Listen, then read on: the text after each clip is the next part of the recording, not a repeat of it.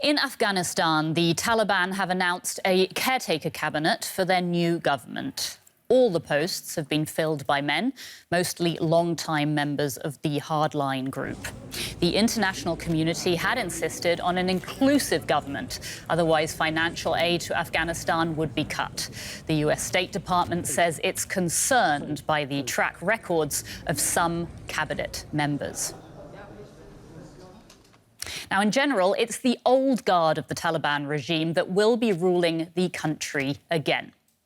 Mullah Hassan Akhund will be the acting prime minister. He served as foreign minister in the last time the Taliban were in power in the 1990s.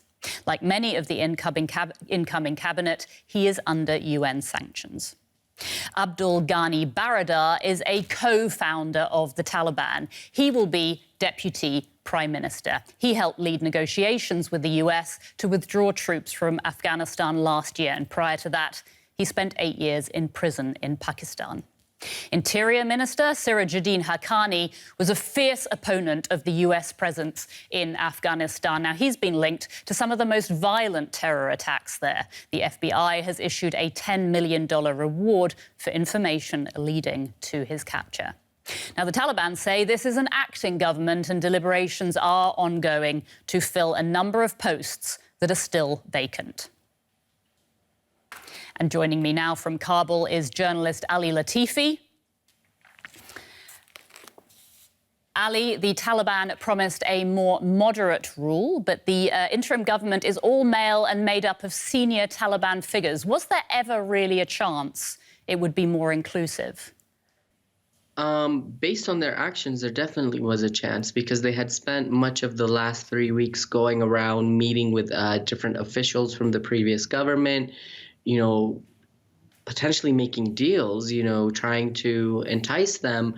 So there was a hope that they would somehow include or embrace these people. It's not to say that those figures weren't controversial in their own right for different reasons, but the hope was that if those people could at least come in, what it would do was hopefully sort of mitigate against some of the Taliban's more hardline stances. But if you look at their current cabinet, it's all old faces from their own rule. Some people even have the same job they had 25 years ago.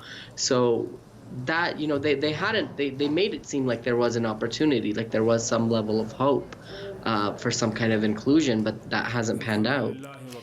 So with this new government now in place, what are the Taliban's most urgent priorities?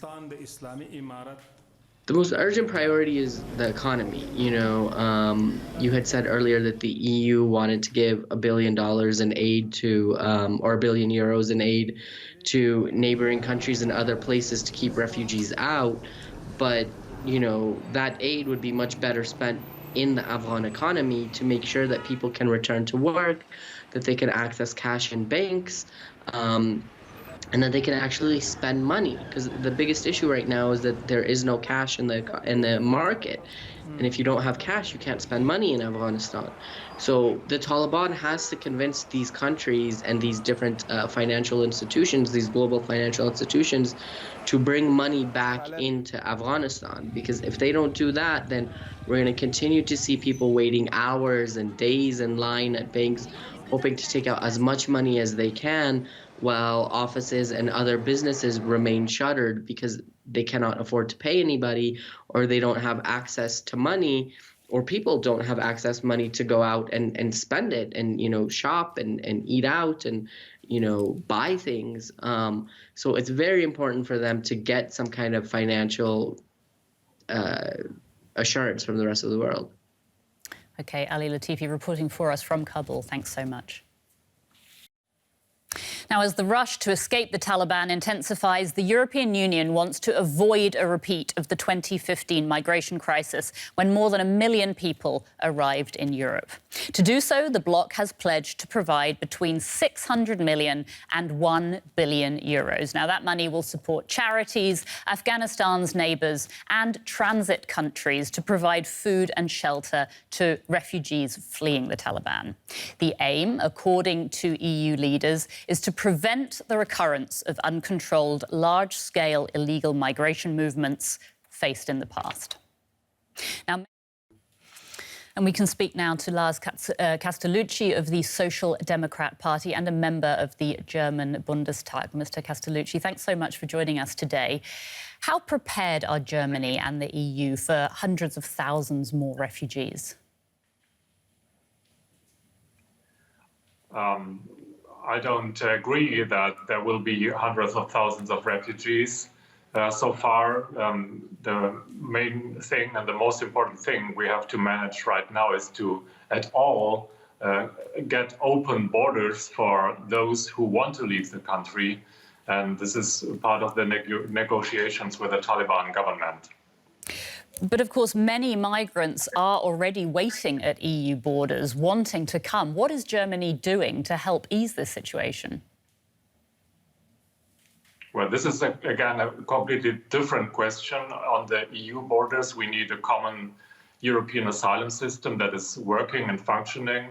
And this should be based on solidarity, but also on the values that connect us in Europe. And we have to improve all the administration regarding refugees and distinguish better and faster between those who apply for protection, international protection, and the others, and then distribute those who successfully apply for international protection into the countries in Europe that allow them to enter.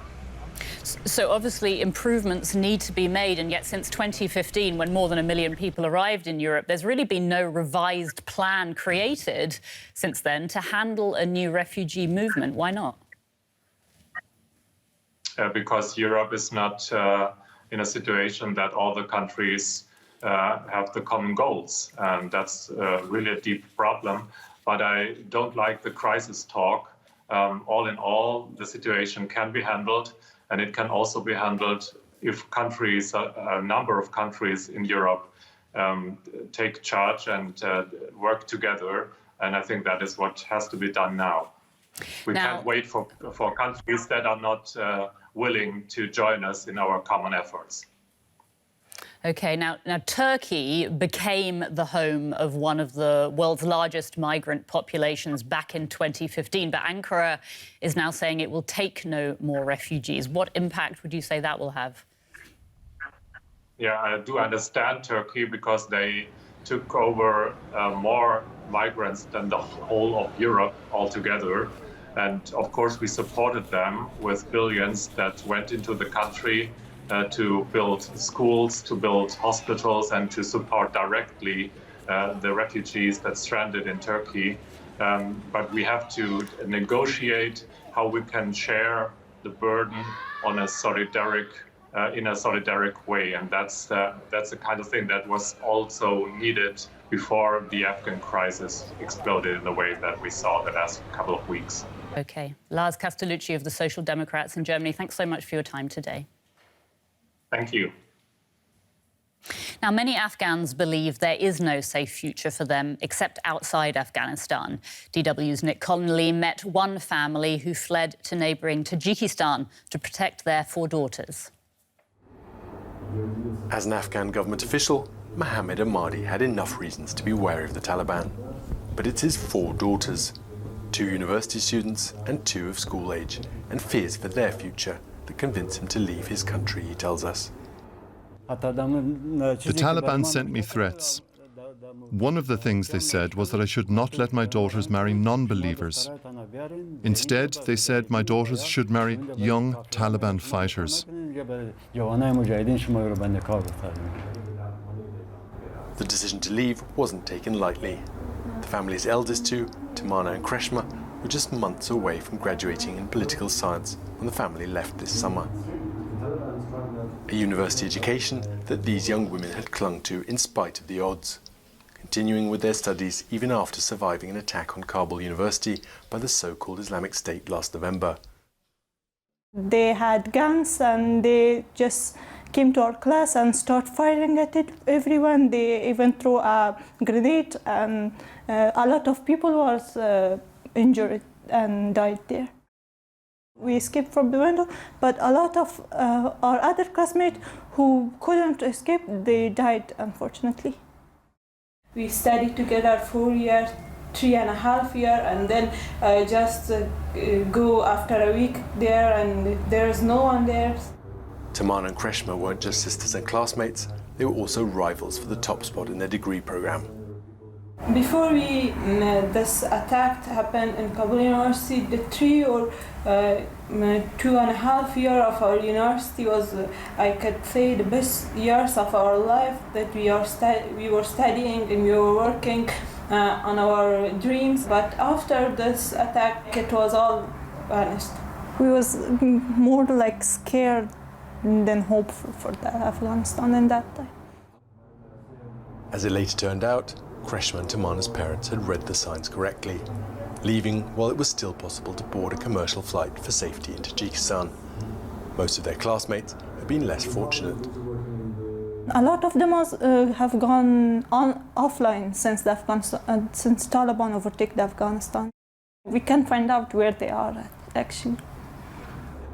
Their parents, who lived through the Taliban's first period in control back in the 1990s, now see history repeating itself.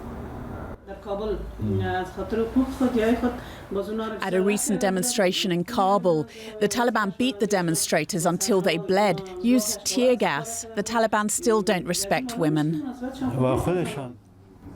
Samia spent 30 years teaching in a mixed-sex primary school. Her colleagues back in Kabul tell her that this year the girls have not returned for lessons after the holidays. Their parents are just too scared. If it's clear that there's no going back to Afghanistan, it's equally clear that Tajikistan is only a temporary stop on the way to a new life somewhere else. Refugees are essentially unable to study or work in the country, which itself sees hundreds of thousands of locals leave in search of work abroad every year. All this family can do now is wait and hope. Hope that one of their applications for resettlement is finally approved.